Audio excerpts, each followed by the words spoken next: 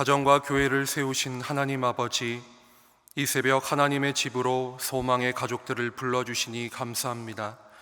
한 주 동안 바쁘게 살면서 지치고 상한 마음이 있었지만 이렇게 함께 모여 한 마음으로 기도할 수 있어서 다시 큰 힘과 위로를 얻습니다. 아름다운 우리 교회와 소중한 성도들을 허락해 주셔서 진심으로 감사합니다. 서로 다른 자리에서 한 주를 살아가다가 하나님 아버지 앞에 함께 나와 기도하게 하시니 이 얼마나 감사한지요. 한 분 하나님을 향한 믿음의 고백을 가지고 부활의 소망 가운데 모인 모든 성도들의 기도와 삶의 자리에 주님의 은혜와 평강이 날마다 넘치기를 기도합니다. 매일 소망교회 성도들의 마음과 정성을 담아 올려드리는 오늘의 기도를 기뻐 받아주시고 날마다 쌓인 기도들이 주님의 선하신 뜻 안에서 아름다운 열매로 맺히기를 간절히 원합니다. 나아가 하나님의 뜻이 우리의 일상과 이웃들의 삶 가운데 온전히 이루어지기를 기대합니다.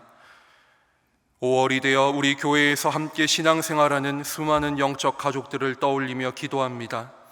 소망교회라는 이름 아래 우리는 모두 다양한 모습과 생각을 가지고 있습니다. 함께 예배하고 교제하며 사역하는 가운데 서로의 차이점을 발견하게 되고 그 다름 때문에 때때로 문제가 생기고 어려움이 찾아오기도 합니다. 나의 생각과 기준으로 타인을 판단하거나 심지어 정죄하는 모습도 있었습니다. 그러나 모든 것을 합력하여 선을 이루시는 하나님의 은혜 안에서 우리가 서로 사랑하고 섬기는 믿음의 공동체가 되기를 간절히 원합니다. 하나님 아버지, 성자 예수님, 거룩하신 성령님께서 아름다운 조화와 균형 속에서 하나 되게 하신 것처럼 소망교회의 모든 성도들과 재직부서, 남선교회와 여전도회, 다양한 리더 그룹과 교회 학교가 성령 안에서 하나 되게 하여 주십시오. 서로의 다름을 인정하고 연합하라고 명하신 하나님의 말씀을 기억하며 오늘도 사랑하고 섬기는 우리 교회가 되게 하여 주십시오. 가정의 주인이신 하나님 아버지, 우리의 부모님들과 자녀들을 축복하며 기도합니다. 부모 세대에 아름다운 믿음의 씨앗을 뿌려주시고 그들의 헌신과 기도로 우리 가정과 우리 교회를 세워주심에 감사합니다. 자녀들과 하나님의 교회를 위해 기도하고 헌신하신 부모님들의 소굴을 기억하여 주시고 남은 생애를 건강하고 행복하게 누리며 살게 도와주십시오. 또한 부모님들의 눈물과 섬김을 통해 이 자리에 서게 된 자녀들은 부모님들의 믿음의 유산을 잘 지켜서 다음 세대에게도 믿음의 바통을 잘 전달할 수 있도록 도와주십시오. 우리 자녀들에게 지금 누리는 모든 것들이 하나님의 사랑과 부모님의 기도의 열매임을 기억하게 하시고 겸손한 마음으로 이웃들과 나누고 베풀게 하여 주십시오. 세대 간의 단절이라는 어려움이 한국 사회와 교회 안에 존재하지만 그 벽을 믿음으로 넉넉히 이겨내고 서로에 대한 이해와 존중으로 하나 되게 하여 주십시오. 위로의 주님, 이 시간 가정이 깨지고 외로움 가운데 있는 이들을 위해 기도합니다. 자녀로 인해 눈물 흘리는 부모님, 부모의 부재나 갈등으로 아파하는 자녀들이 있습니다. 그들을 위로하여 주시고 하나님께서 친히 그들의 아버지가 되어주시고 그들의 위로자가 되어 주옵소서. 경제적인 문제로 힘들어하는 가정들을 돌보시고 관계의 깨어짐으로 고통받는 이들을 회복시켜 주십시오. 누구에게도 말 못할 그들의 마음을 어루만져 주시고 하나님이 세우신 가정 안에 진정한 사랑과 연합, 용서와 치유가 일어나게 하여 주십시오. 이제 각 가정들이 모여 이룬 우리나라를 위해 기도합니다. 곧 있을 대선을 앞두고 이 나라가 참 중요한 시기를 지나고 있습니다. 서로의 고집을 내려놓고 대화하고 타협하며 상생하는 정치 문화가 자리 잡게 하여 주십시오.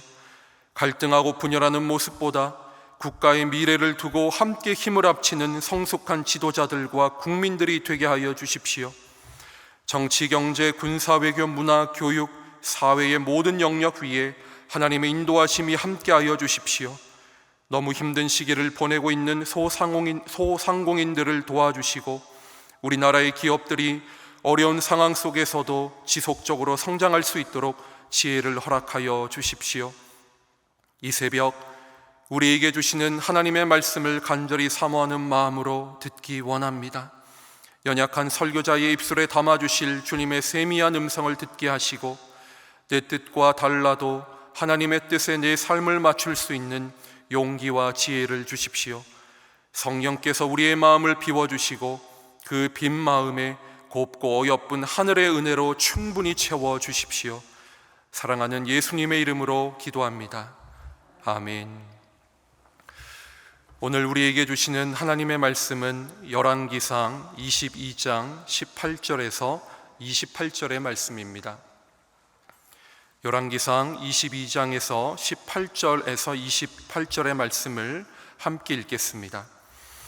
이스라엘의 왕이 여호사밧 왕에게 이르되 저 사람이 내게 대하여 길한 것을 예언하지 아니하고 흉한 것을 예언하겠다고 당신에게 말씀하지 아니하였나이까? 미가야가 이르되 그런즉 왕은 여호와의 말씀을 들으소서. 내가 보니 여호와께서 그의 보좌에 앉으셨고 하늘의 만군이 그의 좌우편에 모시고 서 있는데 여호와께서 말씀하시기를 누가 아합을 꾀어 그를 길랏 라못에 올라가서 죽게 할꼬 하시니 하나는 이렇게 하겠다 하고 또 하나는 저렇게 하겠다 하였는데 한 영이 나와 여호와 앞에 서서 말하되 내가 그를 꾀겠나이다. 여호와께서 그에게 이르시되 어떻게 하겠느냐? 이르되 내가 나가서 거짓말하는 영이 되어 그의 모든 선지자들의 입에 있겠나이다. 여호와께서 이르시되 너는 꾀겠고 또 이루리라. 나가서 그리하라 하셨은즉 이제 여호와께서 거짓말하는 영을 왕의 이 모든 선지자의 입에 넣으셨고 또 여호와께서 왕에 대하여 화를 말씀하셨나이다. 그나아나의 아들 시드기야가 가까이 와서 미가야의 뺨을 치며 이르되 여호와의 영이 나를 떠나 어디로 가서 내게 말씀하시더냐? 미가야가 이르되 내가 골방에 들어가서 숨는 그날에 보리라. 이스라엘의 왕이 이르되 미가야를 잡아 성주 아몬과 왕자 요아스에게로 끌고 돌아가서 말하기를 왕의 말씀이 이놈을 옥에 가두고 내가 평안히 돌아올 때까지 고생의 떡과 고생의 물을 먹이라 하였다 하라. 미가야가 이르되 왕이 참으로 평안히 돌아오시게 될진데 여호와께서 나를 통하여 말씀하지 아니하셨으리이다. 또 이르되 너희 백성들아 다 들을지어다 하니라. 아멘. 사람은 누구나 듣고 싶어하는 말이 있습니다. 자기를 지지해주고 응원하는 말을 들으면 힘이 납니다. 반대로 자기 생각과 다른 이야기를 하면 마음이 불편해지죠. 이런 일은 특히 부부 사이에서 자주 일어납니다. 어느 날 저녁 아내가 밥상을 정성껏 차려놓고 남편에게 묻습니다. 음식 맛이 어때요? 새로 해본 거예요? 이렇게 물어요. 아내의 질문에 이미 답은 정해져 있죠. 모든 남편들은 반드시 이 답을 얘기를 해야 됩니다. 당신 음식이 가장 맛있습니다. 이런 답을 들어야 하죠. 하지만 많은 남편들이 실수를 합니다. 좀 싱거운데? 그 말이 끝나기 무섭게 아내가 소금을 국자채 밥에 퍼넣습니다. 이런 상황을 젊은이들이 재밌게 사용하는 표현이 있습니다. 답정너라는 신조어인데요. 답은 정해져 있어. 너는 대답만 해. 라는 뜻입니다. 겉으로는 상대의 의견을 물어보는 것 같지만 이미 결론을 정해놓고 자기가 듣고 싶은 말만 듣겠다는 그런 심리를 표현하는 말입니다. 이런 답정너의 태도는 우리 신앙생활 안에도 많이 발견할 수가 있습니다. 하나님께 기도를 합니다. 하지만 마음속에는 이미 내가 정한 계획과 시간표가 다 짜져 있습니다. 하나님, 이것이 맞나요? 라는 어떤 겸손한 기도보다 하나님, 이게 맞다고 해주세요 라는 욕심이 가득 찬 기도이지요. 오늘 성경에도 답정너와 같이 하나님의 뜻과는 상관없이 자신의 뜻을 고집하는 사람이 나옵니다. 바로 북이스라엘의 아합 왕입니다. 그는 겉으로 하나님의 뜻을 구하는 것처럼 보여요. 하지만 그는 이미 자기 뜻을 정해놓고 있었습니다. 하나님의 뜻보다 자신의 이 마음에 있는 욕망을 하나님 앞에 원했던 그것을 내어놓고 구했던 사람이죠. 그는 참된 선지자 미가야가 전하는 하나님의 말씀을 듣지 않고 거짓 선지자들의 거짓 예언을 따라서 행동합니다. 이처럼 우리도 신앙생활을 하면서 하나님의 뜻을 구하는 척 하지만 실제로는 이미 답을 정해놓고 내 뜻과 결정을 고집하는 경우가 너무나 많이 있습니다. 기도는 하지만 하나님의 뜻을 온전히 들으려는 기도가 아니고 나의 생각을 하나님께 관철시키려는 그런 기도 말입니다. 오늘 말씀을 통해 우리가 하나님의 뜻을 깨닫고 그것을 실천하고 있는지 겸손하게 돌아볼 수 있기를 바랍니다. 오늘 본문은 아합의 인생의 마지막 장면을 담아내고 있습니다. 앞서 살펴본 대로 아합은 길앗 라못을 수복하기 위해 아람과 싸우러 갈지 말지를 선지자들에게 묻습니다. 아합에게 아첨하는 이 400명의 궁중 선지자들은 하나님의 뜻을 정확히 분별하지 못하고 그에게 아람을 치라는 잘못된 예언을 전달합니다. 아합은 자기가 듣고 싶은 말만 듣고 안심을 합니다. 하지만 어용 선지자들의 거짓 예언에서 이 여호사밧 유대 왕은 이상함을 감지합니다. 그리고 그는 진짜 여호와의 선지자가 없습니까? 그 선지자의 이야기를 듣고 싶습니다 라고 아합에게 전달합니다. 이미 결론을 정해놓은 답정너 이 아합은 선뜻 내키지 않았습니다. 왜냐하면 불러서 들을 얘기가 뻔했기 때문입니다. 자신에게 흉한 일만 예언하는 미가야 선지자, 보고 싶지 않았지만 그는 어쩔 수 없이 그를 부릅니다. 미가야가 처음에는 다른 선지자들처럼 말합니다. 하지만 이내 하나님의 말씀대로 준엄한 심판을 아합에게 전합니다. 이스라엘은 이 전쟁에서 패할 것이고 아합은 그 전장에서 죽게 된다는 예언이었습니다. 이미 길앗 라못을 치기로 답을 정한 아합은 선지자 미가야의 참된 예언을 흉한 것으로 취급하죠. 18절입니다. 이스라엘의 왕이 여호사밧 왕에게 이르되 저 사람이 내게 대하여 길한 것을 예언하지 아니하고 흉한 것을 예언하겠다고 당신에게 말씀하지 아니하였나이까. 이 고백에서 아합의 신앙이 여실히 드러나죠. 이처럼 자신의 생각이 옳다고 생각하고 신념이 강한 사람들은 하나님의 말씀 앞에서 자신의 생각을 꺾거나 물릴 마음이 별로 없습니다. 오직 자신의 주장과 논리를 강화할 따름입니다. 그래서 요즘 심리학에서는 확증 편향이라는 개념을 많이 사용한다고 해요. 내가 듣고 싶고 믿고 싶은 쪽의 정보만 받아들이고 그 반대는 아예 무시해버리는 마음의 작용입니다. 오늘 본문의 이 아합도 그랬습니다. 자기 생각과 다르면 하나님의 뜻도 무시하는 거죠. 오늘 우리의 모습도 그렇지 않습니까? 하나님의 말씀을 내게 적용할 때 내 사업이나 내 직장, 내 가정에 유익한 축복의 말씀은 좋아하고 내 마음을 불편하게 하는 회개와 심판의 말씀은 외면하지 않습니까?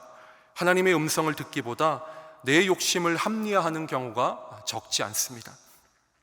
도대체 아합은 왜 하나님의 음성을 듣지 않고 자신의 고집대로 살아가며 이렇게 범죄하는 사람이 되었을까요? 이스라엘의 정치적, 경제적 측면에서 보면 아합은 상당히 성공한 왕 중에 한 명이었습니다. 22년 동안 북이스라엘을 통치하며 내세울 만한 업적을 성취했고 또 유다와 연합전선을 이루어 아람 왕국을 또 이겨냈고 모압을 굴복시켰습니다. 대내외적으로 정치적인 안정을 이루었던 왕입니다. 그는 아마 강력한 군사력과 경제력을 갖고 이 북이스라엘을 통치할 수 있다고 믿었을 거예요. 하지만 아합은 외적인 성공에 도취된 나머지 정작 중요한 것을 놓치고 말았습니다. 바로 여호와의 유일신앙입니다. 원래부터 아합이 그랬던 것은 아닙니다. 그도 아마 처음에는 하나님의 뜻대로 구하고 그의 뜻대로 나라를 통치하려 했겠지요.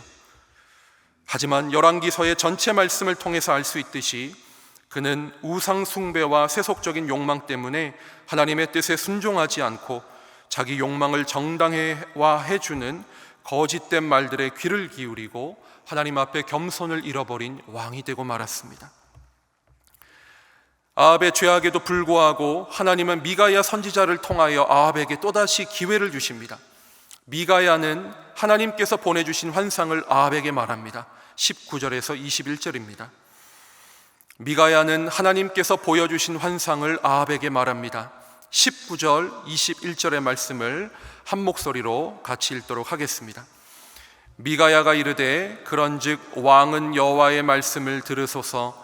내가 보니 여호와께서 그의 보좌에 앉으셨고 하늘의 만군이 그의 좌우편에 모시고 서 있는데 여호와께서 말씀하시기를 누가 아합을 꾀어 그를 길랏 라못에 올라가서 죽게 할꼬 하시니 하나는 이렇게 하겠다 하고 또 하나는 저렇게 하겠다 하였는데 한 영이 나와 여호와 앞에 서서 말하되 내가 그를 꾀겠나이다. 하나님은 천상의 회의에서 아합이 죽음을 맞이하도록 하기 위해서 천사들과 조용히 논의를 합니다. 그때 한 천사가 나와서 아합을 꾀어내겠다고 하나님 앞에 말씀을 합니다. 방법은 모든 선지자들의 입에 이 거짓 예언을 심는 것이죠. 23절입니다. 이제 여호와께서 거짓말하는 영을 왕의 모든 선지자의 입에 넣으셨고 또 여호와께서 왕에 대하여 화를 말씀하셨나이다. 하나님이 이 천사의 제안을 받으시고 400명의 선지자들이 거짓 예언을 하도록 허락을 하셨습니다. 이 천상의 회의는 10절에 나오는 지상의 회의와 대비가 됩니다. 10절에 이스라엘의 왕과 유다의 여호사밧 왕이 왕복을 입고 사마리아 성문 어기 광장에서 각기 왕자에 앉아있고 모든 선지자가 그들의 앞에 예언을 하고 있는데, 땅에서는 아합과 여호사밧이 성문 어기의 광장에서 어리석은 사람의 생각과 계획을 갖고 회의를 하고요, 반대로 하늘에서는 모든 일을 주관하시는 하나님과 그의 천사들이 북이스라엘의 미래와 세상의 통치를 두고 모든 일을 결정합니다. 이 대목은 우리의 이성이나 종교적인 상식으로 대단히 이해하기 어려운 장면입니다. 하나님의 결정 아래 이미 아합이 이 거짓 선지자들의 예언 때문에 죽을 것이 미리 예정된 것 같이 보이기 때문입니다. 하지만 이런 성경의 내용들을 접할 때 우리는 하나님께서 우리가 이해할 수 없는 영역에 이르기까지 모든 것을 신적 주권 아래 다스리고 있다는 사실을 겸손히 받아들일 수밖에 없습니다. 하지만 우리는 이 난해한 장면 속에서도 하나님의 은혜를 발견할 수 있죠. 그것은 바로 아합에게 마지막 기회를 주시고 기다리시는 하나님의 사랑입니다. 미가야가 천상회의의 내막을 낱낱이 밝히고 400명의 선지자들이 천사에 의해 거짓 예언을 할 것이라는 진실을 아합에게 말해주죠. 이것을 통해서 우리는 하나님께서 아합에게 계속해서 회개할 기회를 주고 계신다는 사실을 알 수 있습니다. 하나님은 북이스라엘 역사상 가장 타락했던, 가장 악했던 이 아합 왕에게 끊임없이 돌이킬 수 있는 은혜를 베푸셨습니다. 엘리야를 보내서 여러 예언과 기적으로 경고하셨죠. 우상 숭배에 대한 대가로 이스라엘 땅에 3년이 넘는 시간 동안 기근이 임하게 했습니다. 갈멜산에서 엘리야와 850명의 거짓 선지자들과의 대결 속에서 하나님은 하나님께서 유일신임을 온전히 보여주셨습니다. 아람 왕과의 두 번의 전쟁에서도 하나님께서 아합의 신앙과 상관없이 극적으로 개입하셔서 이스라엘의 승리를 주셨습니다. 이와 같이 하나님의 극적인 사랑과 용서에도 불구하고 아합은 끝내 회개하지 않았습니다. 그는 통치 내내 하나님과 상관없이 자기의 인생의 정답을 정해놓는 우를 범하고 대단히 비참하고 불행했던 삶을 계속해서 살았습니다. 우리가 오늘까지 읽은 이 22장을 통하여 열왕기상의 전체적인 내용을 살펴볼 수 있지 않습니까? 열왕기상을 마무리하는 이 시점, 아합의 인생이 마무리되는 이 장면에서 오늘 말씀을 묵상하는 우리는 우리의 삶 또한 어떠한지를 가만히 돌아보아야 합니다. 오늘 이 새벽 우리는 스스로에게 물어봐야 합니다. 나는 진짜 하나님의 말씀을 듣고 그 깨달은 말씀에 순종하고 있는가?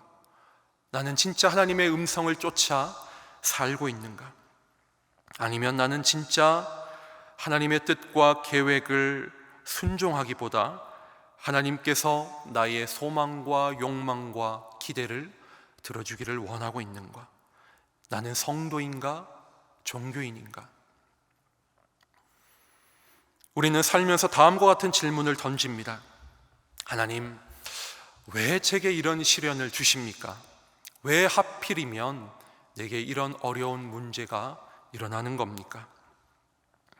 경제적인 문제나 관계적인 어려움이 생기면 우리는 낙심하고 하나님 앞에 이렇게 항변합니다.